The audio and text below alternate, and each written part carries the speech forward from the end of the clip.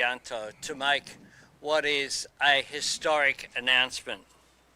The governments of Australia and Indonesia have just substantively concluded negotiations on a new bilateral treaty on our common security.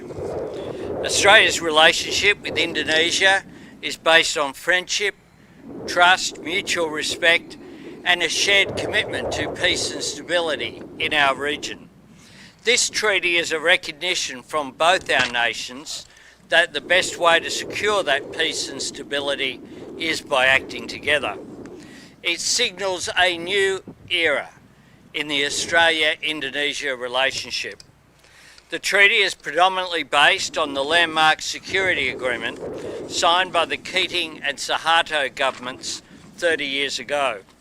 It will build on the 2006 Lombok Treaty that, among other things, reaffirmed Indonesia's territorial integrity and sovereignty. It also builds on the Defence Cooperation Agreement that we signed together last year. This treaty will commit Australia and Indonesia to consult at a leader and ministerial level on a regular basis on matters of security, to identify and undertake mutually beneficial security activities, and if either or both countries' security is threatened, to consult and consider what measures may be taken, either individually or jointly, to deal with those threats. This is a watershed moment in the Australia-Indonesia relationship. This treaty represents a major extension of our existing security and defence cooperation. It shows the relationship is as strong as it has ever been. And that's a great thing for our region and for the people of both Australia and Indonesia. I hope to travel to Indonesia in January next year at the President's invitation to formally sign the new treaty after it has gone through our domestic processes. I'll now hand to the President for his remarks. Thank you. Honourable Anthony Albanese, Prime Minister of Australia, Ministers, high-ranking officials, senior officers of the Australian Defence Forces, Australian Navy, Captain of the HMAS Canberra,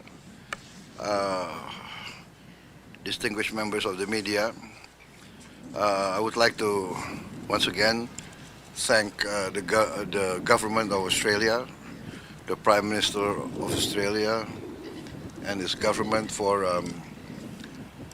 receiving me. This is my first state visit to Australia, although I've been here many times. And I'm pleased to have been received by the Governor General this morning.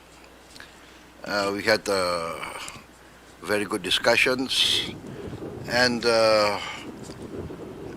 we, I think, concluded an important agreement, an important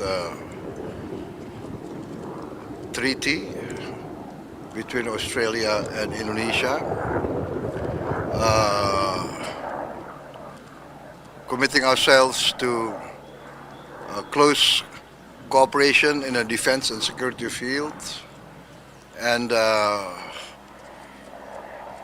essentially reaffirming our determination to enhance our friendship and to, as partners, as close neighbors, our determination to maintain the best of relationship in order to enhance and guarantee the security of both our countries. I think essentially that is the purpose. I mentioned many times that we cannot choose our neighbors, especially countries like us. It is our destiny to be direct neighbors. So let us face our destiny with the best of intentions. I believe in the good neighbor policy. Good neighbors are essential. Good neighbors will help each other in times of difficulties. And in the Indonesian culture, we have a saying, when we face an emergency, it is our neighbor that will help us. Maybe our relatives will remain far away, but our neighbors are the closest, and only good neighbors will help each other. I think that concludes my remarks. I better not speak too much. As politicians, we tend to speak a lot in front of the media. But once again, Prime Minister, Deputy Prime Minister, thank you very much for receiving me in such a grand manner. I think your intelligence is very good. You know that I like bagpipes, so I'm received by bagpipe, and thank you very much. Thank you, sir. Thank you.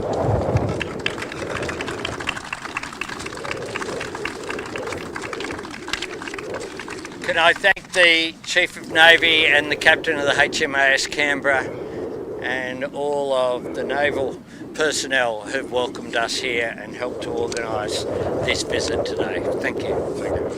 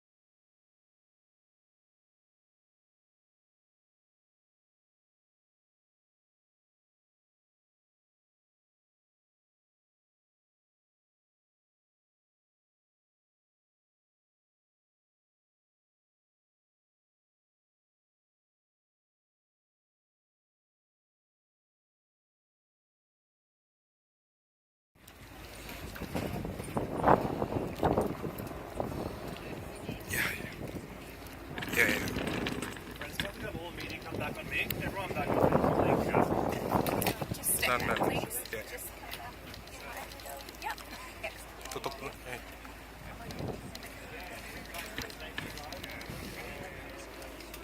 Bentar, bentar, bentar.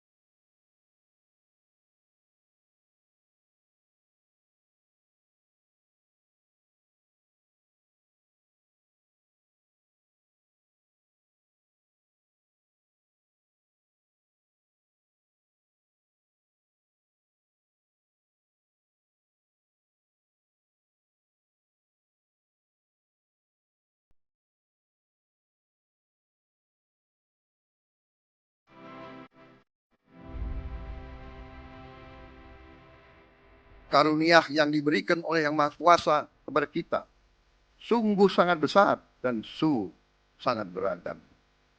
Namun, pernah segala karunia tersebut, kita pun harus berani untuk menjadi bangsa yang berani, bangsa yang tidak takut tantangan, bangsa yang tidak takut rintangan, bangsa yang tidak takut ancaman.